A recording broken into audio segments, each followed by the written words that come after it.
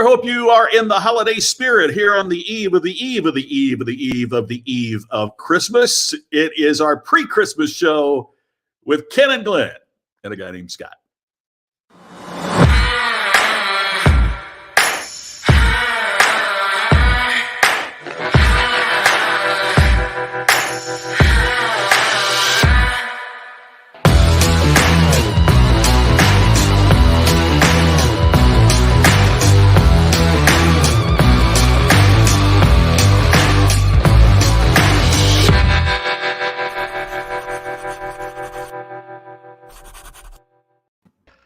In time once again to welcome the stars of our show, Ken and Glenn, and me, a guy named Scott.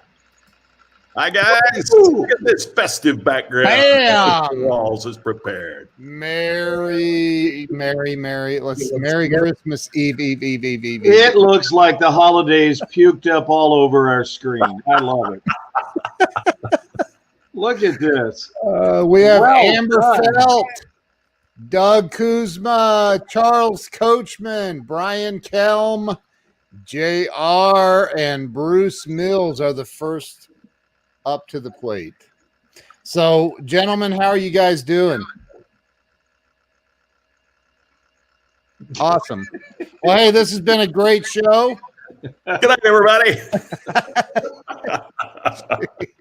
Tonight's guest, Marcel Marceau.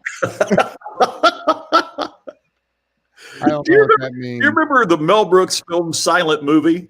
Yes. The only person that had a line in the movie was Marcel Marceau. Oh, that's hilarious. Is that funny? He said no. They asked him to be in the movie. Everything is silent except when they ask Marcel Marceau if he'll be in their silent movie, and he says no. That's the only line in the entire movie. That's brilliant. Isn't that brilliant? Who was at the helm of that movie? Mel Brooks. Oh, it was Mel Brooks. Yeah, okay. Well, that explains why. Yeah. I mean, Marcel Marceau? I can see the pitch right now. The writer, he's like, who could we give the one line to? Ah, the guy that never speaks.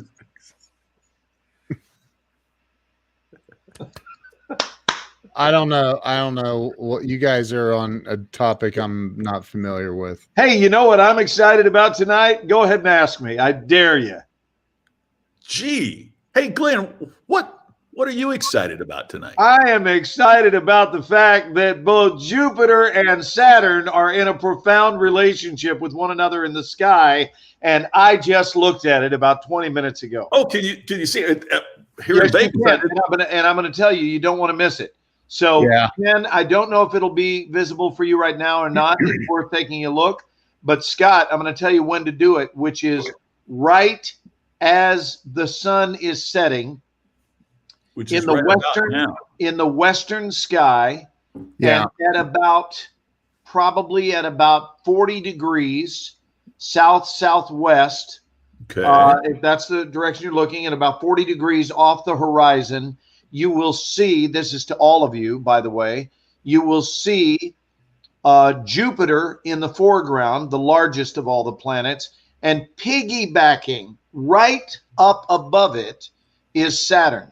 Yeah. And tomorrow, the winter solstice, is when right before sundown, they will be directly aligned, forming one mega-looking star, and that particular event will not occur again in our lifetime. It hasn't occurred in 800 years. And it will occur again in 60 years.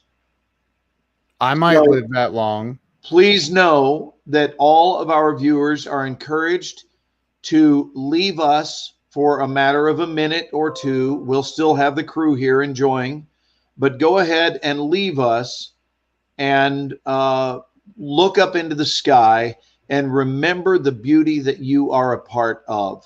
Are you looking it up on the internet? But I've got one of those apps, that you can hold it and see where they are. Yeah, but it's tomorrow. Right there, but tomorrow is the big night.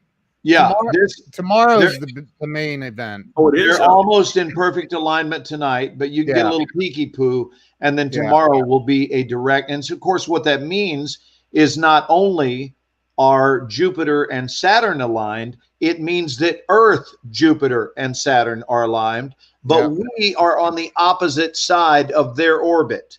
So they're on the other side of the sun. We're on this side, but we're directly aligned. Boom, boom, boom, 3 in a row. Yep. So it's really cool. What about Uranus? Well, mine's still functioning. It was too easy. Or at least it was as of about 10 minutes before showtime it was. Carolyn and I had that discussion that the correct pronunciation is Uranus. Uranus. Okay. Uranus. But it's so close to Uranus that you got to say Uranus. Well, Uranus is not much better. But no, it's not. It's not. Oh, wow. Much better. Anyway. Hey, Larry Schneider. Welcome to the most G-rated show on the internet. I don't think that was too risque. Do you? No, it's like third graders. Are you kidding me? Or I sound like one anyway. Yeah. No, I mean, if we were actually in middle school, that would have been hilarious. Right. Yeah, I do. I remember being a kid in science class. They're teaching the planets, you know, and, and every boy in class is going. Right, exactly. We all giggled and we all laughed. Look, right. The teacher just said Uranus. Oh, my God. Wow.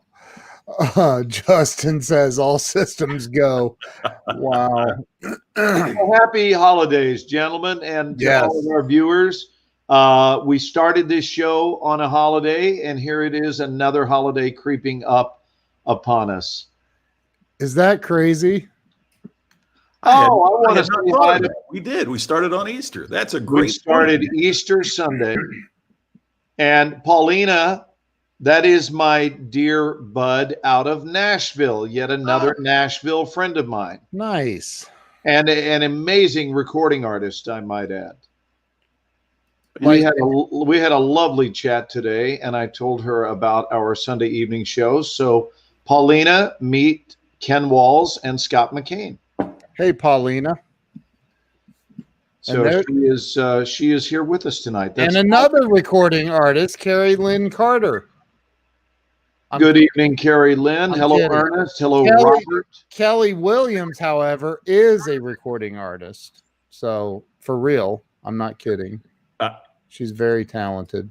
So what are we in the mood to chat about on this festive I loved your intro tonight, Scott.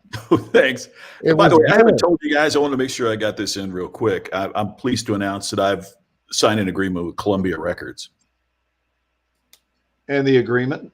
They send me 5 CDs, and then every month for the next 2 years, they're going to send me another one.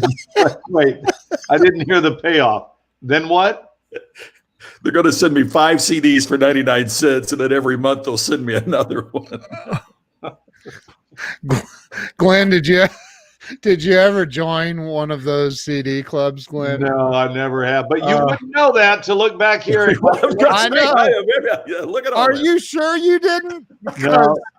According to that unbelievable collection of CDs you have back there. Yeah, I never joined a club though. Yeah, all for a penny. Yeah, it was a penny. What'd you get?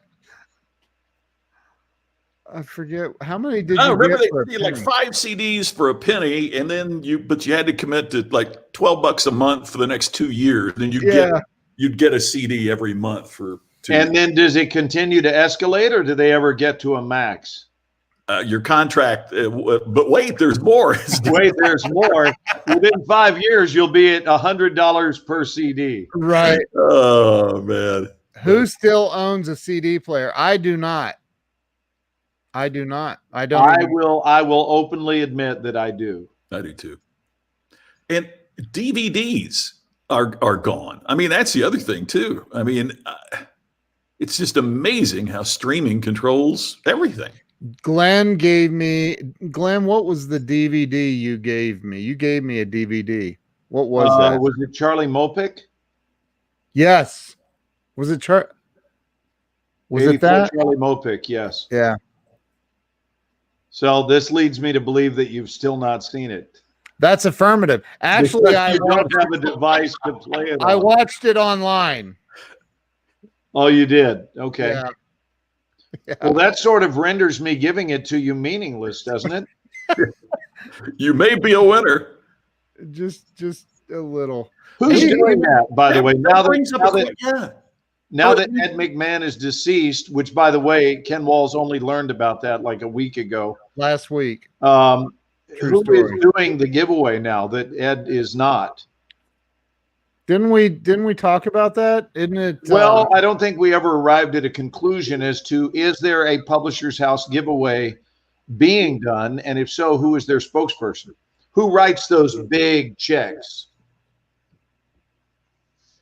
Robert Brooker should know this. Robert is the king of all useless information. He would know this.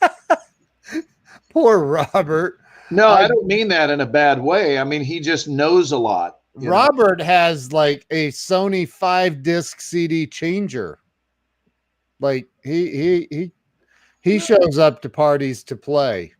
That's interesting. So there's their website, and you can win $5,000 a week forever. But there's no celebrity endorsement on it. Hey, can you show us? Nobody shows up and gives it to you? Yeah, well, no kidding. Well, that sucks. Nobody shows up with balloons and models and a big check. So let me ask you, if you got an email that said you won the Publishers Clearinghouse sweepstakes, wouldn't you immediately think it had about the credibility of the prince from Nigeria? I know, right? I mean, if I got that, I'd jump. Delete. Liars. It's a scam. Oh, I like what Justin said. That's a great idea. I think Steve Harvey would be a good guy for him. Yeah, no kidding. Yeah, he would be. So, Scott, I think there's something very funny going on in your window right now. You could sell that if you wanted. Can you see your own screen? Yeah. You could sell that. That is the convergence, or I guess what they're calling a conjunction. Right up, yeah. Jupiter and Saturn. You could sell that little dot. There it is. Right, exactly. You could sell that's there what it it is. When in fact, I'm guessing it's probably a street light. I think, yeah. But let's tell them it's the heavenly conjunction of 2020. Look, folks, that's what it looks like. If you want to look out Scott's window, he'll show you what Jupiter, when gathered with Saturn, looks like. Look what Brian says. That's perfect. Oh, that is. Hey, let's read Jay Fox's comment tonight. You can go for it. Oh, where'd Scott go? No, let Scott do it. We have that policy. Anytime your face gets obliterated, you get to do the VO. Something we just created to help heal. Christmas Eve Jingle 2020 on Christmas Eve, exactly 6 p.m. The magic comes back for Christmas. Everyone in all neighborhoods, please come outside and ring a bell for 2 minutes. What a great idea to spread the Christmas spirit, to help Santa fly that sleigh after a very difficult year where we are all hurting in so many different ways. It would be an amazing memory. That is so true. What a great idea, Jay. Really cool. Love that. I think what's most beautiful about it is that we all gather in the spirit of unity to ring a bell to activate a fictional character flying off. Shh. I might be watching. Oh my God. Oh, did I? Abigail, he's kidding. Did I just ruin the holiday for somebody? Ixnay on the end to say. Uncle Glenn. Isn't it an understood thing that no one even watches our show until you're 18 or over? No. No? Do we have a lot of youngins watching our show? Probably. Not anymore. Well, for the youngins. They all just left. For the youngins, what are we going to talk to them about tonight? So I have a question about Jay's thing. Which time zone? 6 p.m. Yeah, we got to get in sync with that, don't we? Yeah.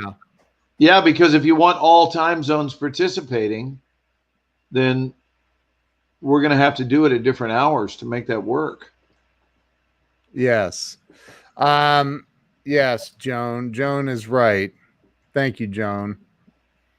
And I believe too, Jerry. Yes. Unlike some Grinches. So, I got to tell you a radio story. I got in so much trouble when I was in radio because we had a show where kids could call in and talk to Santa. Well, there was one day that Santa couldn't be on the air. So rather than disappoint the callers, I pretended to be Santa just for that day. Mm. So I tried to sound like Santa. Oh, are we getting ready to hear your rendition of Santa Claus? Well, and so, ho, ho, ho, you're the next caller. What do you want from Santa? And the kids would say what they wanted on that one day that I subbed for Santa because he couldn't be there. And I answered the phone, ho, ho, ho, what do you want? And this woman came on and said, Santa, I'm going to put my son on the phone. He wants too much, and I want you to tell him to stop wanting so much for Christmas. And then you hear this little voice go, Santa? And I said, I want to talk about your mother. Oh, this is great. And the boss came in. So Well, brother, here's shit. But unfortunately, Santa came back and he was on every day after that, and I sounded enough like him that they didn't know. But yeah, that really happened. Wow. 10, I was asked to play Santa Claus and graciously accepted, and I was not the right build nor the right age, but this particular Sears in Los Angeles was really hurting. I mean, they were really hurting to ask an 18-year-old character actor if he would come be Santa with just a buttload of pillows. I had a bunch of pillows and a big white beard. And what I remember enjoying most of anything was saddling a large number of parents up with promises they couldn't possibly keep. Oh my God. It was so much fun. I would have these kids sit in my lap and I'd just yes them to death. Anything they wanted. Of course I can get that for you. Happy to fly in that and more. Just tell your parents about it. Oh my God. Oh, it was fun. That is funny. And finally management came over and said, there are some parents that are very upset that you're promising too much. Quit making so many promises. Oh my God. That's so good. I loved it, man. I love playing. Oh, yeah. Because everybody can't wait to sit with you and meet you and hug you and say hi to you. And you're just like, oh my God. Dude, Santa is awesome. Okay, people, tomorrow morning, 10 a.m., Santa's coming to town. Santa! Oh my God! Santa here? I know him. I know him. That was exactly what it was like. That's how I feel about Glenn. Scott, I thought you were going to say me, but I was saving that for the next time you play it because there's no doubt in my mind we're going to see. We're going to see that clip again. I love that show. I'm telling you, though, they really should have slowed down the burn. The burn should have been. Yeah. I know. But it's still great. So Will Ferrell tickles me. I was what was the movie I watched? I watched a movie last night on Amazon. Oh my gosh, what is the guy's name? The movie name is Serenity. And I'm telling you what, it is a freaking unbelievable movie. It's really what's his name? The guy that's in Wolf of Wall Street that says, all right, all right, all right. Matthew McConaughey? Yeah, Matthew McConaughey. Yes. Oh my God. What a great freaking movie. It's called Serenity. Haven't seen it. Highly recommend it. I have a great Matthew McConaughey story. I thought I had bestowed this upon you guys, but if I haven't, allow me to, please. So about I'm going to call it 8 years ago-ish. It's somewhere around that time. I received a letter from Stephen King, my agent did, that they would like me to narrate a project he was doing at that time called The Ghost Brothers of Darkland County. And I went down there, and man, I was working with some heavy hitters. It was really a cavalcade of stars. And we recorded this, what was written as a play, and we were doing it as a book on tape. Well, there were 11 voices, and they ultimately fired 9. And the 2 that kept their jobs, I was fortunate enough to be one of them. The other actor that kept his job was musician/actor Chris Christopherson. Wow. And so they brought us back, and they completely changed the cast. Now, in the original, I was the narrator. You can look this up online. It's called The Ghost Brothers of Darkland County. And I hope one of our people will look this up. Stephen King. It was a Stephen King novel. And they had Chris and I swap. So I was the narrator. Chris was the dad. Basically the same size roles. And they wound up making me the dad and had Chris be the narrator, and then they fired everybody else. And some big names too, but I don't want to mention who the names were that got fired. When they recast with Meg Ryan as my wife and Matthew McConaughey as my son. Now, mind you, Matthew is not young enough to be my son on camera, but in the book on tape realm, in the audio realm, it doesn't matter. And my voice, because it's deeper than his, really did play very fatherly. But here's what I was most impressed with.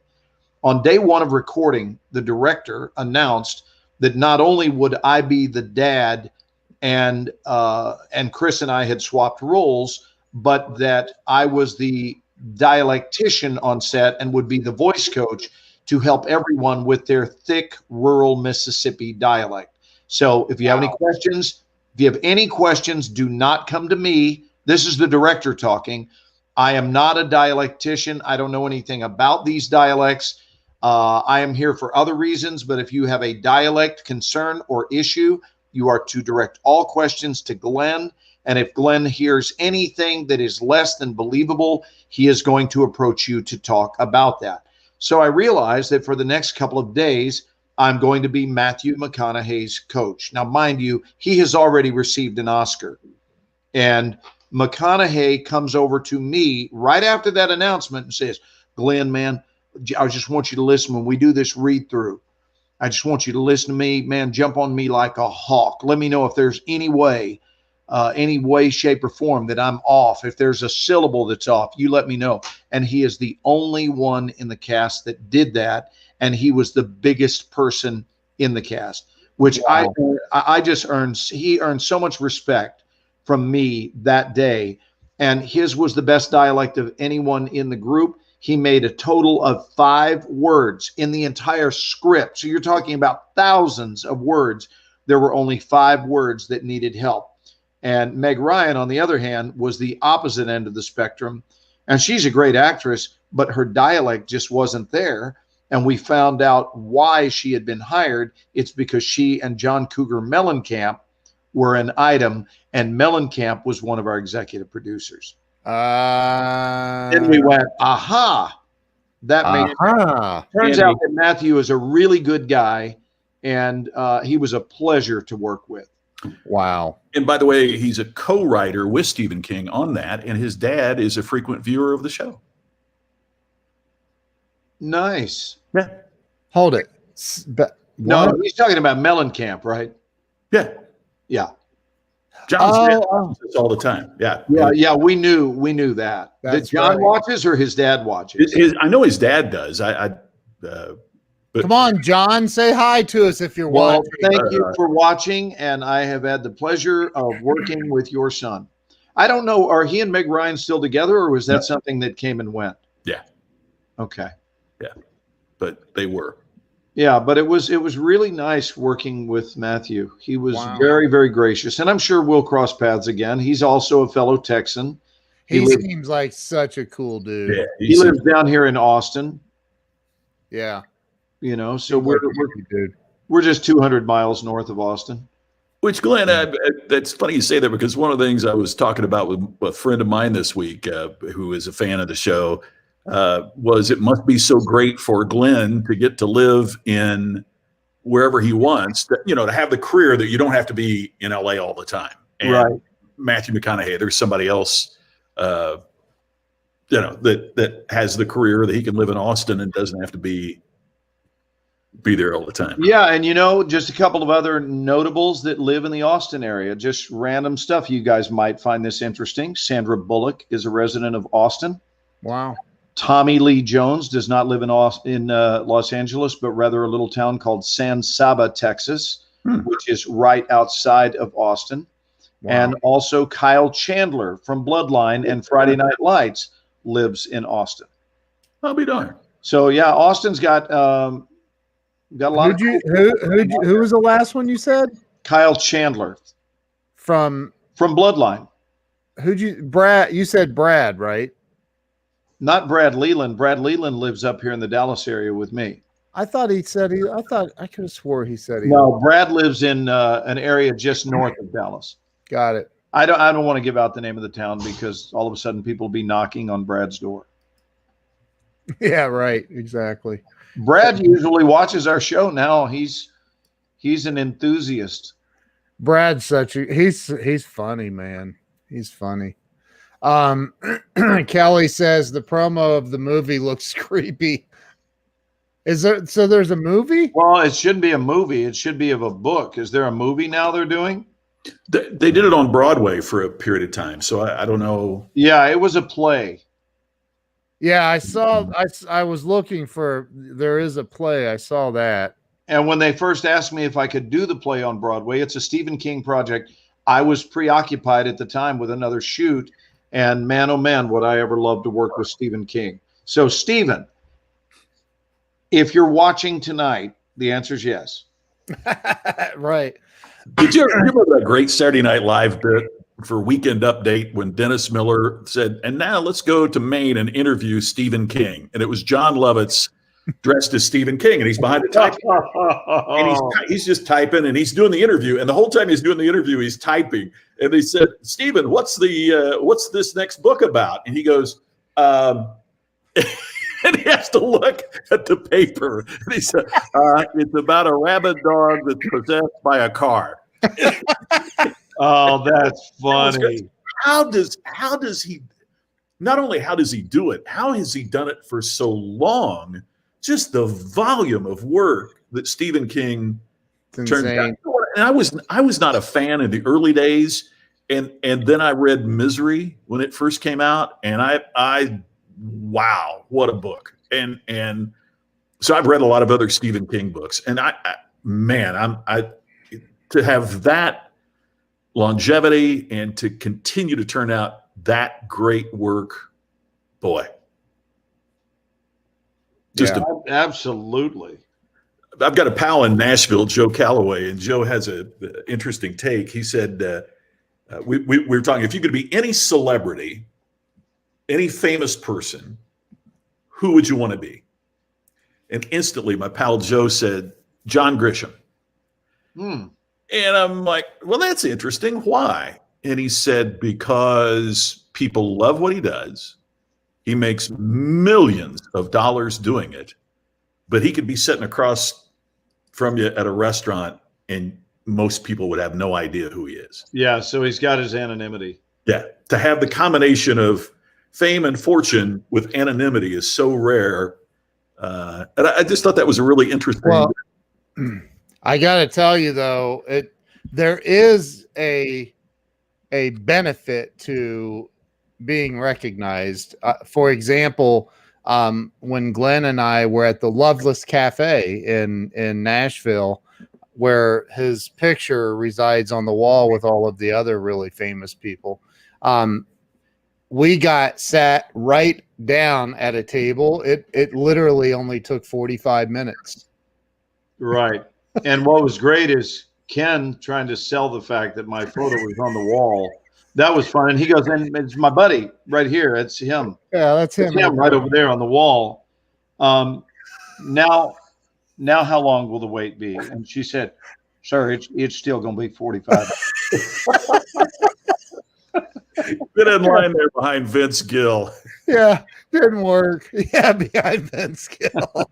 Right. I got to tell you, true story though. About an hour ago, Carolyn and I were out looking for Christmas trees because we don't do anything in advance. We never have. And, here it is 44 years later and nothing has changed. We grab a tree somewhere between the 20th and the 25th every year.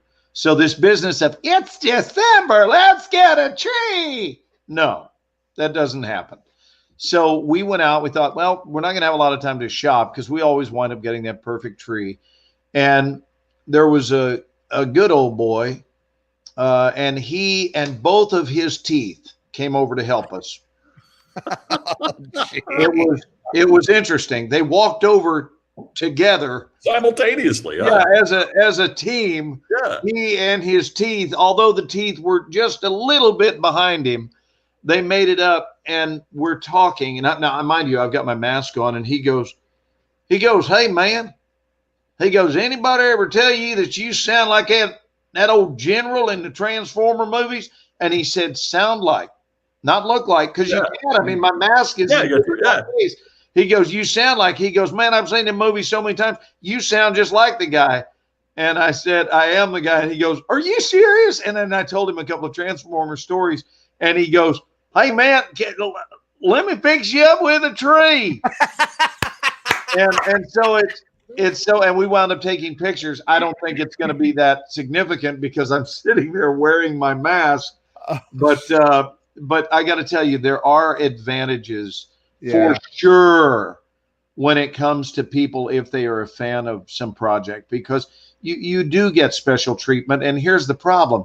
You kind of get addicted to it. Yeah. I'm no lie. Special treatment is very easy to get addicted to. Yep. And then all of a sudden the mask ruined it all. Wow. So, hey, can we on a much discuss smaller level, but I used to have that in Indianapolis when I was a movie reviewer, when I was at weekend anchor and all that kind of thing.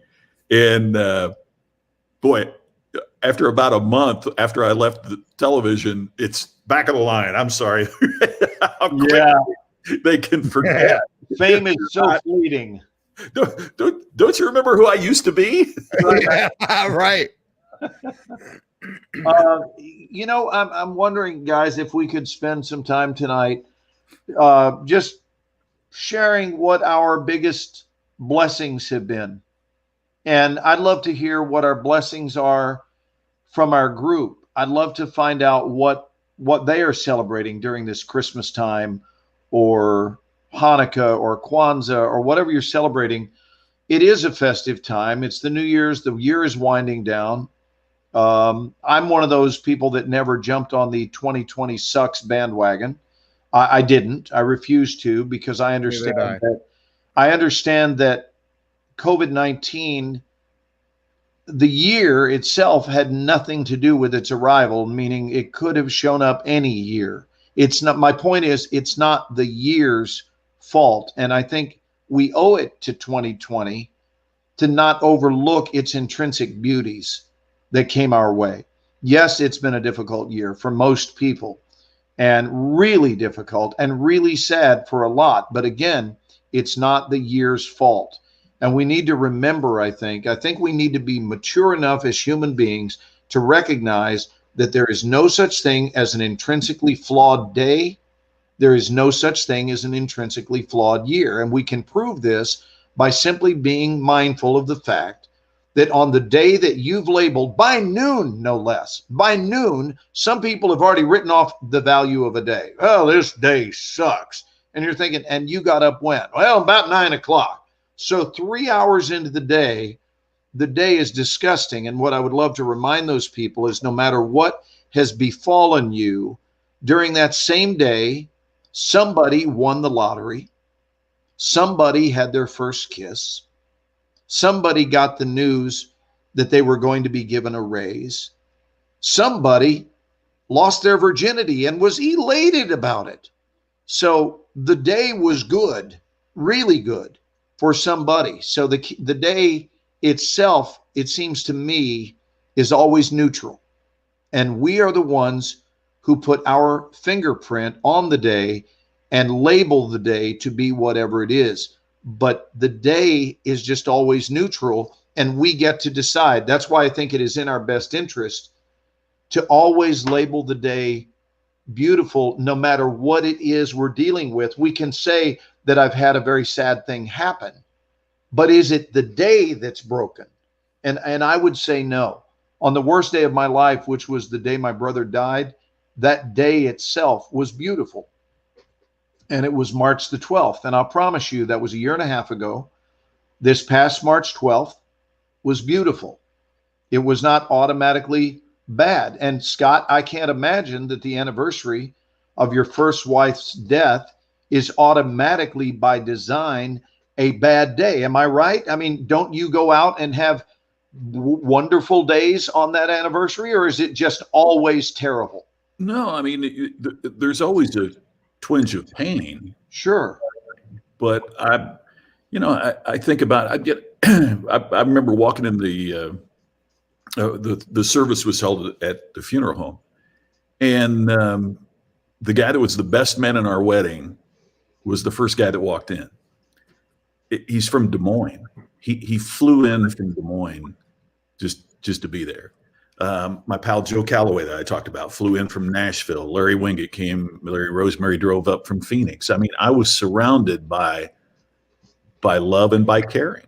And I mean, even that time reinforced the importance of friendship and reinforced the importance of people. And that to me, that's a beautiful thing. And Glenn, to your point, I wish the outcome would have been different, but I could either sit around and bemoan the fact that she's not here now, or I could celebrate the 25 years we had together. And that's, and I'm sure that's the same with your brother. I mean, when you lose someone or when you have something happen, I mean, I'd rather sit around and think about the things that the things that worked out great rather than the challenges that befall us. I think, it's the old line, but I think you can either concentrate on the donut or the hole. Yeah. So many folks just look at, and they see the empty space and not this wonderful thing that surrounds it. Well, I want to tell this story once again, and I've told it a few times on our show, but we always have new viewers, and it's the story of the woman with the little boy who was 8 years old, and she was nervous about taking him to the beach because he didn't swim all that well, but he went out and felt like he was ready to venture out into the surf, and he did, but she was nervous and couldn't really relax on the beach. So she was standing, just kind of having her head bob up and down as the surf would rise, and the boys he was playing with would disappear for a little while, and then the wave would subside, and she'd look up over it and see that, okay, all right, he's doing okay.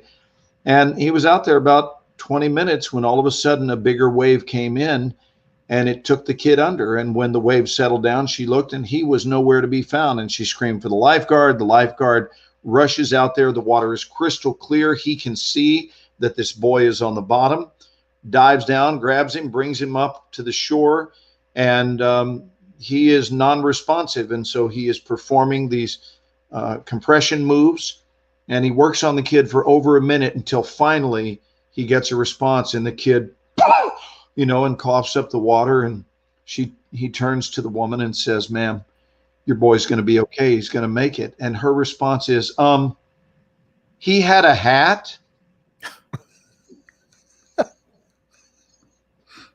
That's terrible.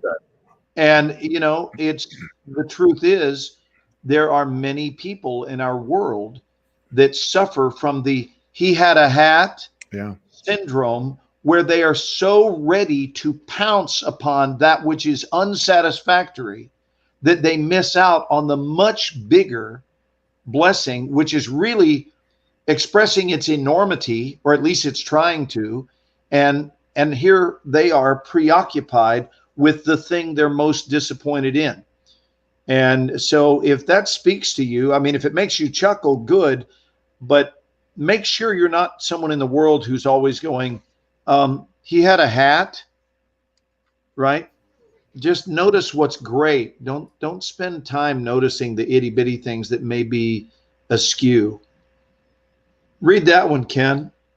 Great, grateful for this year, which is like a halftime of football game to stop and reflect on what is really important in life, connecting even more with family and this incredible grow live, I think he meant, community. Life will never be the same, and I'm so grateful for it because I wouldn't have met so many people like all of you on here tonight. By the inimitable Justin Benton, who is, I talk to him at least a few times a week. That guy is phenomenal. He is Well said, Justin. such a good dude. So, you know, Bruce says it's in the hardest of times that in the hardest times you have the few that stand with you no matter from where or how they are there. It's very true. Very true. Bruce is going to have to stop drinking while typing. Is Scott frozen? Either that or he's working on his stillness. I think he's frozen. And if he's working on his stillness, he wins. He nailed it. He nailed it. Oh, there he's back. He's back. I've got a television on over here and it's going out. So it's something with the Wi-Fi here in the, not just with, I mean, with the internet connection, not just where I'm sitting. Yeah. Got a buddy that posted on Facebook that his daughter took a test and she got 23 out of 20. You know, it's interesting. He's been working on this stillness mid-sentence. I mean, that he nailed it. Watch, I'm going to prove that you can do it too. Give me a random sentence to say, Ken. Go ahead. Any sentence. Ready? Go ahead. She got 25 out of 25. And turns out she got 25 out of.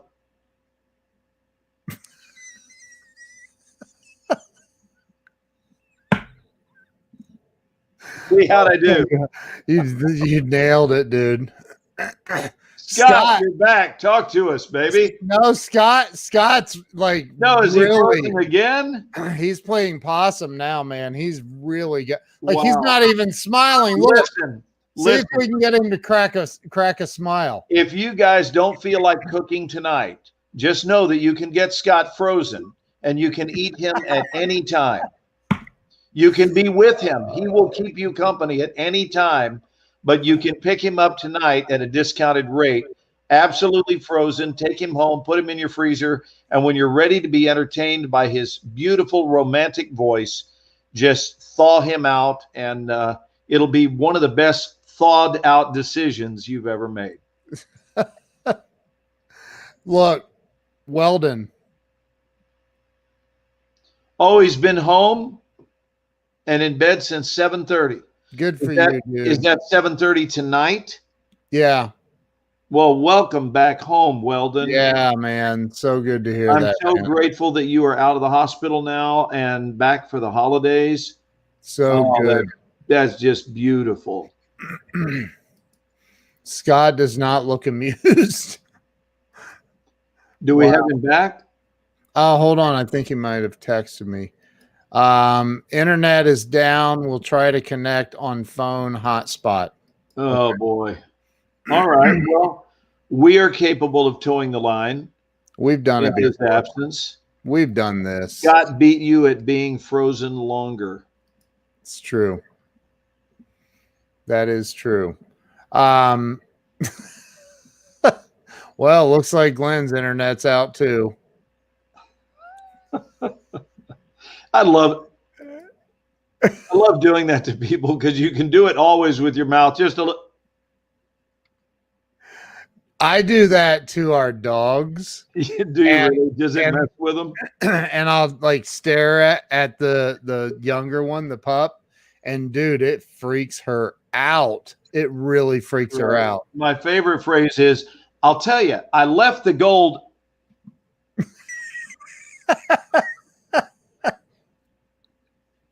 Yeah. Oh, it's funny. Scott, you looks like you're coming through pretty clear, dude. I'm on my cell phone hotspot.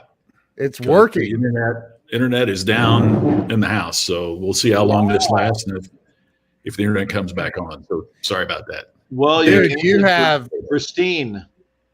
You know what's terrible about Vegas besides almost everything? No, it's not. Don't be talking about living in Vegas. Okay. Here's what I loved about living in Vegas: getting out of town every weekend to see all the beauty that surrounds Vegas. Because the Grand Canyon's 2.5 hours. You've got the big dam and the big dam bridge and the Hoover Dam. And I was hoping you'd know the name of the dam. I did. My name is carved in the concrete, and with Abigail, we ran all the way across the bridge. I had my handy dandy pocket knife, and we carved our initials in the concrete. That is so beautiful. Congratulations on your parenting skills of teaching your offspring how to deface public property. I know. Federal public property. Federal. I'm sure that has nothing to do with the leak that they've discovered out there, right? It's So you've got Hoover Dam, you've got Lake Mead. You've got Utah. How about Mount Charleston? Mount Charleston. We built a snowman up on Mount Charleston. I mean, it's Vegas is just not a great. How about Zion National Park? Huh? How about Zion National Park? Oh, Utah. How about Bryce Canyon? Yep. How about St. George, Utah, and that gorge between Mesquite, Nevada, and Red Rock, Utah? Red Rock, right there in Las Vegas, off to the west side. Right down this 10 minutes from where Scott is. 15. How about my dad's rear end, or as they like to call it, paw rump? Yeah. Isn't there a place called Pahrump, Scott? Tell them. Pahrump. Yeah. Pahrump. We joke about it because we were at a gas station and it was back when Trump was running the first time. And I just out of the blue made up some kind of a Trump on a stump in Pahrump at the pump or something. I was at the gas pump and I made up Abigail was giggling and she never stopped talking about every time Pahrump comes up. But you can watch what's it? Not Cops, but what's the other one? Something 911 or something where the live PD. Yes, live PD. And they have like a ridiculous amount of episodes in Pahrump. It's like, yeah, I'm wondering if didn't they write a Christmas tune about that town? Donovan just said that. Yeah. Oh, did he already comment on it? Bum. Yes, that's where the little drummer boy is from. Dude, you've got, and not far from there, what's the desert over in California as you the desert? Death Valley. Death Valley is freaking unbelievable. Justin, why are you sweating? I was watching Cops. Do you know what movie that's from? Oh. This just in. This is entirely for Scott's benefit and partially for the viewers, but mostly Scott. Ken, you have got to show the video of the guy running away on the paddleboard. You have to show that. Let me pull it up. What movie is that from, though? I don't know what movie that's from. Step Brothers. Oh, Step Brothers. Will Ferrell. Yeah.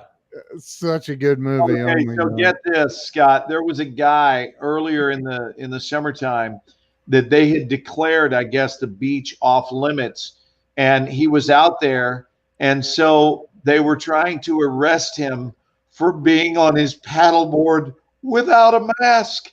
Well, of course he's without a mask, but it's out in the Pacific, right next to the pier in Malibu, and he is running from the authorities, and it's one of the funniest pieces of video I've ever seen. Here, I've got it pulled up. It is hilarious. Step Brothers on the couch after he played the drums. He's like, "What? Did Did you touch my drums? So let's watch this clip and then let's talk about our blessings and let's talk about fun things for the holidays. What do we like to eat and so forth? Let's see this video. It's really clever. Here we go. You're listening to Brothers Marshall Radio. Supper, only one out. Malibu, pretty much firing. Sheriff's on the beach. Lifeguard boat, trying to get this bro. Oh, bro. Oh, sup. Is that Laird? Laird, you got it. It's painful to watch. Oh, Soul Arch. Down. Sheriff boat. This might be our first. Could this be the first arrest made for surfing? Documented in history. Look at now he's trying to boat, dude. High speed pursuit. High speed pursuit. Run! What is he trying to do? Oh man, you can't even make this up. I love this place. Yo, it's like O.J. Simpson. Look at him. It's like O.J. Simpson. Stand-up paddle pursuit. Oh my god! Oh my god! You gotta be kidding me! Look at this. As they're closing in, he's heading over to the pylons. They're gonna lose him in the pylons. Look how far you're gonna hit the pier. He's gonna crash. He's gonna crash to the pier. You're going too fast, bro. Slow down. Oh my god. It's too much, dude. Look at these guys. They got the evidence. Foot pursuit. Where's he going, dude? He's gonna commit suicide. He's just gonna go and crash into the piling. Oh yeah, they sent out the drones. Uh-oh, here they go. This is great. The first ever. Oh, he faked him out. Now he's going back out to sea. Did the old switcheroo. Oh my god. Now they're going to take that boat around. Killing me. Watch how fast they bring this boat around. This guy's coming in. And now they play the theme from Baywatch. Oh my god, look at this.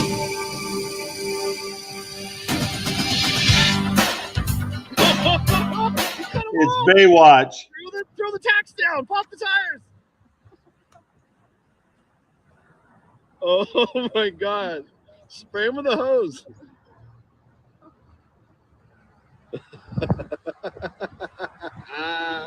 Spray him with a hose.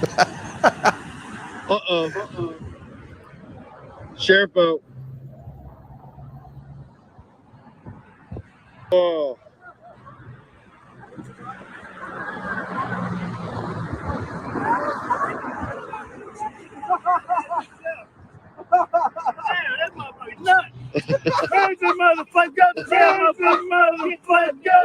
Oh my god. You gotta be joking me. Bad boys, what you want, what you gonna do when Chevy John Brown come for you? Tell me what you wanna do, what you gonna do. We got the evidence. They got the evidence. He said. Our tax dollars at work. Hit him with a hose. Oh, that was funny. That's craziness. Crazy. Yeah, that's California. So what are you gentlemen celebrating during this holiday time? What's spinning your propeller these days, leaving you feeling fulfilled and joyous? Scott, do you want to go first? During this year that everyone is trying their damnedest to label a terrible year. I'll go first if you don't. Okay, go ahead. Yeah. First and foremost, I'm celebrating the fact that Glenn and Scott and I have become really, really good friends. I got to meet Glenn for the first time because of COVID. We would have never had this show had it not been for COVID. He used to be a Hollywood elitist. These things happen, you know. He said, "No, I would have." I used to. I know. No, but I, we would have never. We would. I think Ken just referred to my career in past tense. He frowned and went. Yeah. No, I'm just like, I am so freaking grateful for you guys. I really am. And, Right back at you. For me, this year's brought, massive blessings. I think that a lot of people have not been able to wrap their brain around the way things have turned. I mean, they've really turned, and it gave me the ability to really expand my business on levels that I never dreamed possible. There's so many people that have no idea how to make money or how to use the online stuff to generate income, and I do. And so a lot of people have reached out to me and said, "Hey, how do I do this? Or how do I do that?" And I've been able to experience the expansion of monetizing my knowledge and all of that as a result. So, and it's just been phenomenal in so many ways. Another thing that is a blessing is my daughter homeschools. So we see a lot of each other. That's a blessing most of the time. Sometimes it's like, but no, it's been amazing to for me this year. It's been amazing. So, and I'm very, very grateful for you guys, especially. So, yeah. Scott? Well, first, let me echo that. I mean, the depth of our relationships have just been one of the great joys to me about this. Ken and I knew each other from here in Vegas, but that relationship has certainly grown. And Glenn, we met because of all this, and it's just one of the great things that's ever happened to me. So I am deeply grateful for that. Had it not been for COVID, I wouldn't have. It's what's the old line? Necessity is the mother of invention. Yeah, and the necessity to find something other than speaking on the platform at meetings for companies that had hired me. I wouldn't have done the things that I've done with, the Distinction Summit and the Ultimate Business Summit and what I'm doing shortly on Story and all that. I mean, that's only because of what has happened. And gosh, I'm digging it. I'm loving it, and I'm very, very, very blessed. That's beautiful. That's awesome. It is Sunday and we haven't talked football. How did your Colts do? Oh, man, I feel okay. Let me preface this. I'm thrilled we won, but I feel so sorry for the Houston Texans. We played the Houston Texans 2 weeks ago. They were going for a touchdown to win the game and had a bad snap from center on like the 3-yard line, and we recovered and won. And did they have another ugly loss today as well? Today, the Texans are going in for the score to tie. And as the guy crosses the 2-yard line, our guy reaches in and punches the ball away into the end zone where we fall on the ball and win the game. Wow. So my heart hurts I've got friends in Houston and my heart hurts for them, but I'll sure take those 2 victories. Right. So while yes, it hurts, I'm sorry. While yes, it hurts, could it be said that your ability to recover from said hurt is fairly quick? Just like that. Just like that. I am upset about Indiana University football, though, getting screwed over in the bowl games and all that, but I'll let that pass with the Colts win. And man, your Cowboys look fantastic today. Well, Daryl's got a little, and hello for starters, Daryl, but they are not in yet, and they're not 6-10. Take it easy. We're 5-9. I mean, 6-10 is interesting, but we'll get there. They've got 2 more games to play, so best they can hope for is 7-9. And I mean, I'm monitoring this terrible division very closely because they are a game out of first, with the Washington football team being first. But it is a horrifying thought that the winner of that division may very well, in fact, will likely have a losing record. So right now, Dallas is in second place, and we'll have to see what happens over the next 2 weeks. They really can control their own fate because their next 2 games are Philly and New York, both interdivisional games. If they win both of those games, they need Washington to lose 1 game, and then Dallas will be in. They unfortunately are a little late to be peaking, but with Andy Dalton at the helm, they have found their stride again in recent weeks. So it may be too little too late. We'll see. What is the record for the Colts right now, Scott? They've won 10. So what is it? 10 and 6.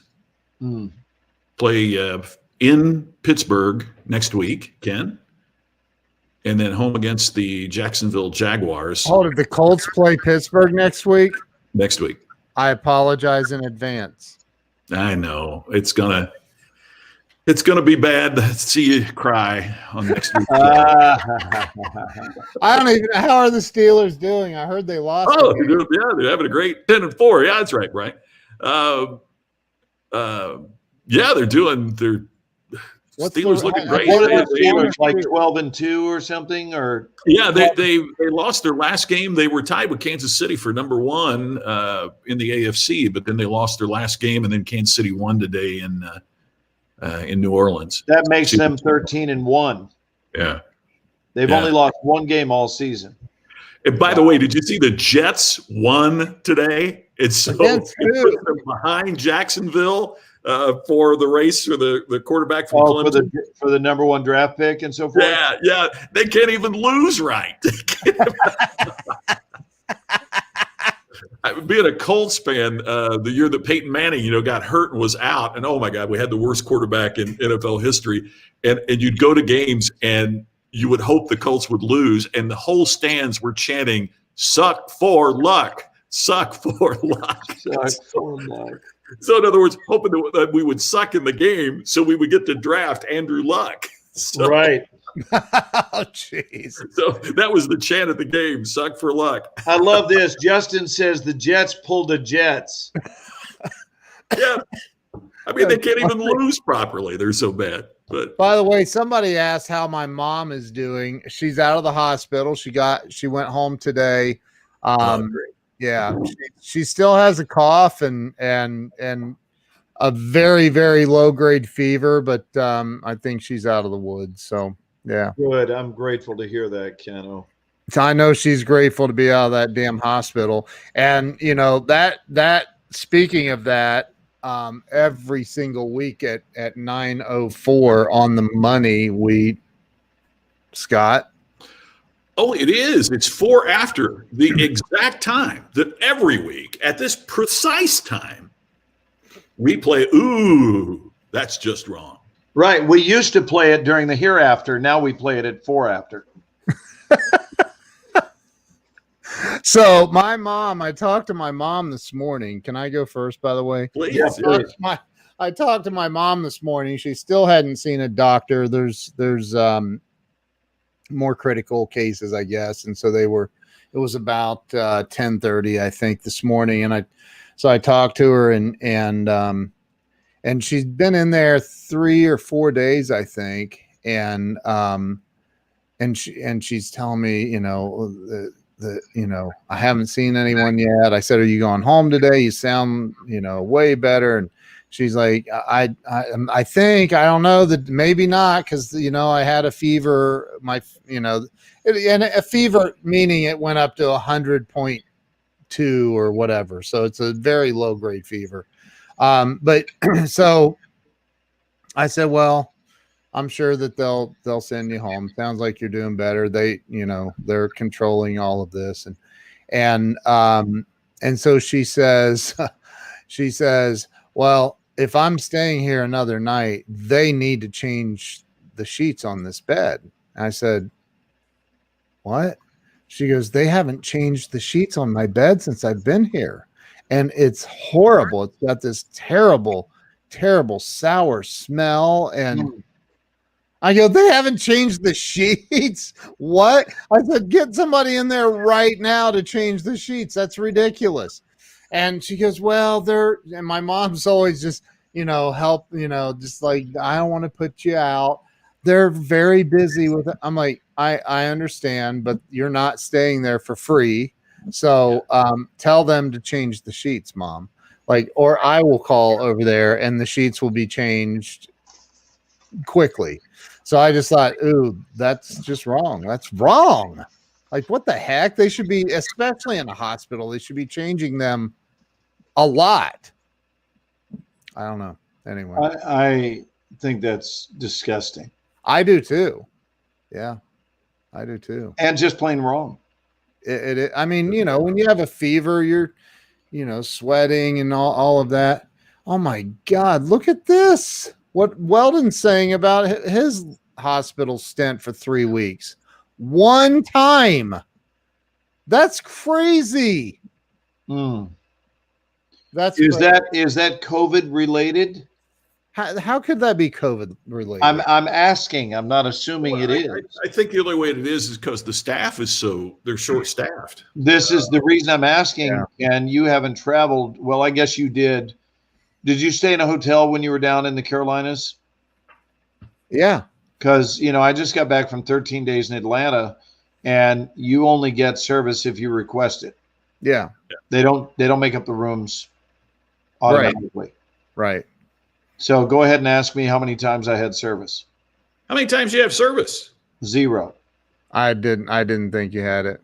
Because all I need are clean towels, and I hang them up every day. And because it's a very nice hotel, I had an abundance of towels. So I use the towel, for a few days, and then I go to the next towel. But it lasted me, and it keeps people out of my room because it's weird that when people know your face, they don't mind exploring your private things in your room.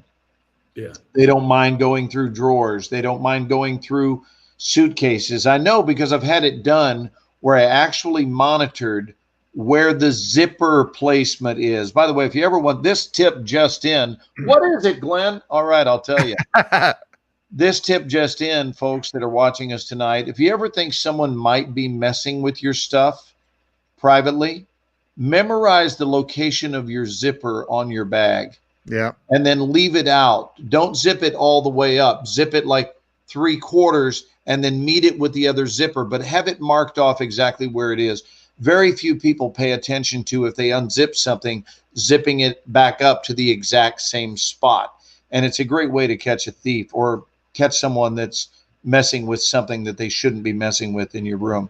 And I got to tell you, I have caught so many people pulling things and looking for merchandise, whether it's a watch, because I've had things missing from hotel rooms, and I'm not paranoid about it. I don't like people messing with my stuff. And so my favorite display of this, and this is from many years ago under the heading of That's Just Wrong. This was not any time recently. In fact, the human race behaved this week, guys.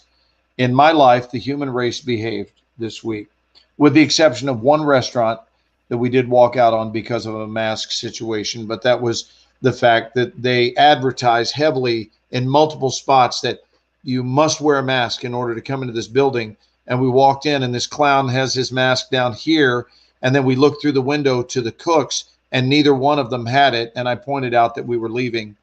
And the guy looked at me and he said, "Is there a problem?" And I said, "Yes, you don't know how to wear a mask. And your other two people, the people who are currently prepping my food, aren't wearing one, yet you advertise on your windows that it is imperative, that it is a requirement to come in here. So I think you guys got to figure out whether it is or isn't, but you can't tell your people they must wear one when you don't." So, but years ago, my friend was having trouble with her transmission, and I've told Ken this. I don't know if I've told you, Scott, but it was the same issue with the same transmission over and over again. And they said that they had replaced it.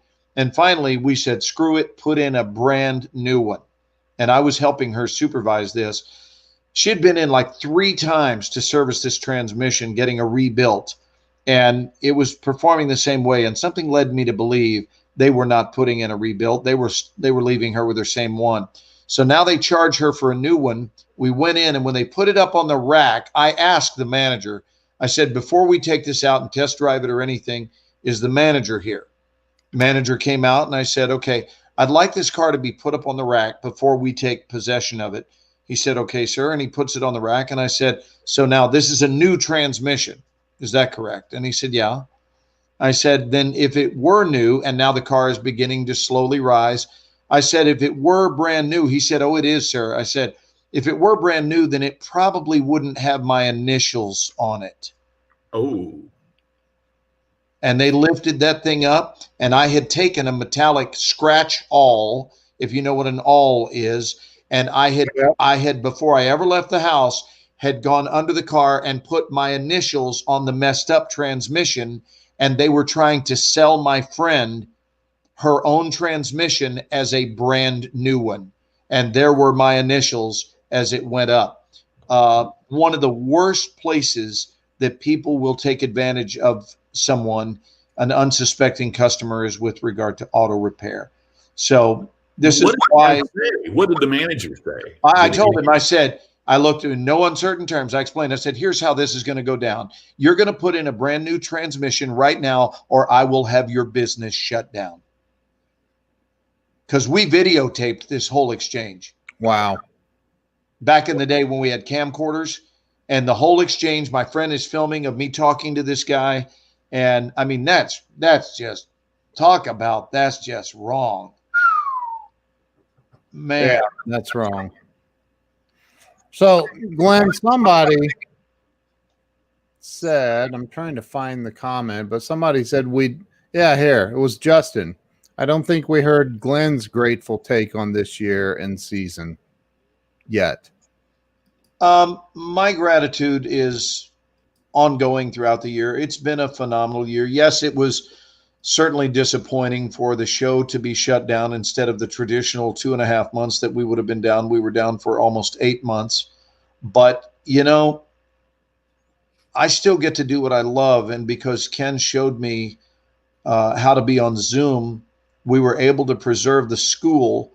And the school not only kept us afloat, and we prospered because we went out and reached places all over the country and even ultimately different foreign lands, but it's stimulating, and it's what I enjoy most, is teaching. So this was a phenomenal year, and I'm so grateful for my friendships with both Ken and Scott and all of the other people who would not have appeared in our lives had it not gone the direction. That doesn't mean I was glad to see it. You know, I'm as big a fan of COVID's immediate disappearance as anyone. I look forward to it being gone. But the reality is, it is here, it's been here, and our job is to make contact with our own resourcefulness whenever things go awry. What is our response? And I've been blessed to be able to have a very prosperous and healthy response to it. So much so that I prefer teaching online instead of live now. And I never knew that would happen, but I prefer it because there are no geographic restrictions. I've got people from all over that can be a part of our workshop. I'm grateful for that. Technology is really something. Well, and I think, you know, one of the big, and you and I've talked about this, I've heard you talk about it too, is you're using Zoom in a way that I would have never thought of. And you guys, you thought of this, and where you're setting the eye lines and you're, right. And what's really cool that you guys, or I don't know who figured it out, and that is setting up the way that you're using the virtual backgrounds on Zoom so that they're complementary. So it looks like they're in the same room, but yet they're, like I know Rhea is in Australia and you've got people in Los Angeles and her in Australia. And it literally looks like you're doing the scene in the same room. It's insane. Yeah. It's incredible. And you can't do that in an in-person. No, we can't bring in sets and stuff like that. We don't have the time for it. We get actors on their feet and they just do scenes. But now with these virtual backdrops, we create the world in which they exist. It's really cool. Our job, there's a saying that to whom much is given, much is expected. Yeah. And I really hold that to be true, that if you've been given to abundantly in life, don't just sit with a big smile on your face, but understand there's also a call to action. Right. There will be a lot expected of your life if much is given to you. And so being of service and helping other people, and especially helping other people learn to fish, if you will, instead of just give them fish. Yeah. If you help them learn to fish with their lives in ways that they were previously unaware of, there's such a blessing associated with that. I absolutely love to help with the remembrance for people of who it is and what it is they are. I said to my friend Paulina today on the phone, I said, if we just stop and remember who designed you, where did you come from? Just that basic question. And when you stop, and most people will deduce the same, most people will. And so based on that math, that most people feel that they were designed by the heavens, designed by God, designed by life, call it what you will. But if you really believe that, so I'm going to throw this out there, guys. If you really do believe that, and it's a snap answer, you go, well, I was made by God. Really? Okay, I certainly agree with that. That's how I feel. But let me ask you this. If that's what you've decided is true, where do you get off playing such a small game? Where do you get off being trapped in fear and doubt when all you have to do is stop and remember your designer? And maybe just go deeper. Just go a little deeper with that thought, because if you really do, once you make, not if, but once you make contact with that as your truth, you don't walk around feeling weak anymore. It's actually the remembrance of that empowers you, and you go, wow, so weakness is a behavioral choice in the vast majority of instances. I will never make the broad strokes generalization and say that's just always true, because I'm sure it isn't. But I know this. I know that most of the time, if people are living a self-defeatist life, it is thought up on their own. And that new habits can be learned. I mean, you guys are both in the business, as am I, of helping people discover more effective ways in which to embrace life, more effective strategies, methodologies, reshaping and framing their thinking, their choosing, their habits, and so forth. And that when we change that, when we change the way we look at things, the things we look at change. We talk about this often. I talk about it when I'm just doing lives or I'm, coaching people. And I learned this from, over 18 years of sobriety and recovery. And, one of the principles that they teach in the Fellowship of Alcoholics Anonymous is when you're feeling down, when you're feeling blue, when you're feeling depressed, when you're feeling like, poor me for an alcoholic, that can quickly lead to pour me another drink.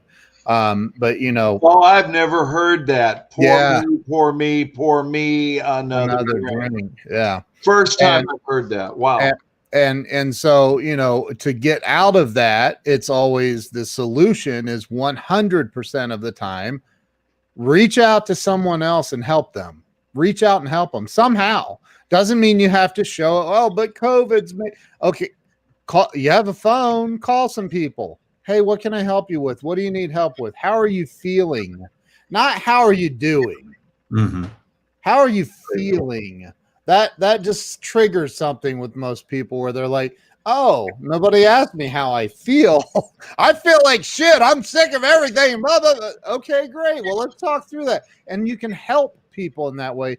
Last night, and I'm not saying this in any way to brag because I have nothing to brag about when it comes to being financially. I'm doing okay. But we went to a restaurant, and we went last night to a town about 30 miles from where we live, and they have this unbelievable Christmas lights display, and you pay $5 or $10, whatever, and you drive through, and I mean, it's just phenomenal. So we went and did that, and it's a yearly annual tradition. That's why I was late to the thing last night. I forgot that I didn't forget. I wasn't informed till last minute, but anyway, so we went and did that. Then we go to dinner. We're at this restaurant. Some woman that Jill went to high school with is our server. Jill didn't realize it. The woman looks at Jill and says, is your maiden name, Rainey? And she's like, yeah. And she goes, oh, we went to school together. And it was like, what? And Jill says, I'd like my steak medium rare. Yeah. And I said, that'll be $5,400. I'm kidding. So I said at the end of the dinner, I got the check because I like to bless people, and so I got the check. It was, we try to get Abigail to pay it quite often, but I'm kidding. So it was Jill and her mom and her brother and his sister and his sister's sister was with us, and or her sister's sister. So and the server she was amazing. Absolutely the best service I've ever had in a restaurant ever. Like anything, she's like, yeah, I'll get that. And she was thinking ahead for you, like really thinking ahead, going out of her way to, and so I tipped her incredibly well. I mean, not life-changing well, but night-changing well for sure. Right. And I signed. Nobody even knew I paid the bill. I snuck her my card and all that, and so I filled it out and I handed it to her real quick and said, "Take this," and she walked away. And she came back, and she was in tears. She was in tears, and she walked by and she was crying, and she looked at me. I just winked at her and I went like that, and she walked by. I'm not gonna say how much, but I tipped her very, very well, and I just said Merry Christmas, and she walked back in the kitchen, came back, stood next to me, and she goes, I had to compose myself. Thank you so much. And I said, you're welcome. Merry Christmas. Like, that is what life's about, man. That's what it's about. And you're here. If you think otherwise, then you're a fool and you need help. So I'm sorry, but I'm not saying going out and tipping, whatever, but I'm saying like making people's world a better place. That's what it should be about. That's what we should be celebrating during Christmas and Hanukkah and everything else, is how do we make someone else's life better? That's what it's about for me. Well, Michael Jackson said it in the song Man in the Mirror. Take a look at yourself, right? You know the lyrics. Yeah. Yeah. Our minister's message this morning, Vince Antonucci is our minister. And, I went online. I watched the service online. But he had this great line, and he said, I think this is the time of season we should be asking ourselves, are we consumers or are we contributors? And he said, there are times it's perfectly fine to be a consumer. Yeah. But he said, there's other times that we are called upon to be contributors. And he said, don't be a consumer when the world is calling you to be a contributor. Amen. I love that. I just thought it was so powerful, and it made me reassess, certain, I don't know whether it's a charity or an activity or something, do I consume and say, oh, you guys do great, or do I contribute? By the way, I got to do a quick little shout out. You've heard me talk here about my hometown of Crothersville. You've heard me talk about FFA in the past. Yesterday, the Crothersville FFA delivered 20 tons of food to needy families in our area. Wow. And these young people not only learning about being contributors, but to take care of people, it gets me because there's so much that they learn of leadership and of responsibility and contributing. So wow. But I should have brought that up earlier. In this time where when people have talked so much about what is wrong, you get what you focus on. And and Scott's from Crothersville, he knows. I mean, if we focus on what's wrong, we miss these wonderful things that are around us. Oh God, that's we so should true. be so appreciative and so grateful. So Actually hold the space, Scott, where whatever has managed to perturb us can be eclipsed by dwelling on the wonderful. Yeah. Just dwell on the wonderful. I mean, in the 12-step program, the saying is, if you tell it, you swell it. Yeah. What we focus on increases. So what are we busy talking about? What are we busy holding on to in terms of thoughts? Because that's what's expanding. Yep. So this is our precious garden, right? This precious real estate here and here. And if we are good stewards of that real estate, then we make sure that it is spending the bulk of its time dwelling on really, really happy, healthy thoughts, so that condition is what expands. Absolutely. It's so true. Kellen, that's awesome. Look what Kellen says there. That's awesome. 500 coats. That's so awesome. That's what I mean. And you know, I've said this because I live, and Glenn, I know you do too. And the holidays seem to magnify. If you live in a, you know, this is a great, and I know we only have a few minutes left, but You can go a few over, no harm. well, Scott has to go though, because he has I already know he has a reservation for a steak. So, Oh, where are you dining tonight? I have points at Morton's that expire December 20. la-ti-da. So I am going to go have a steak in the bar at Morton's because Tammy's still back in Indiana. So where is Morton's in Vegas? Flamingo and what's the cross street? Paradise. Paradise. It's not in a casino. No, it's not in a casino. It's No, not terribly far from the airport, actually. right, really close to the airport. Yeah.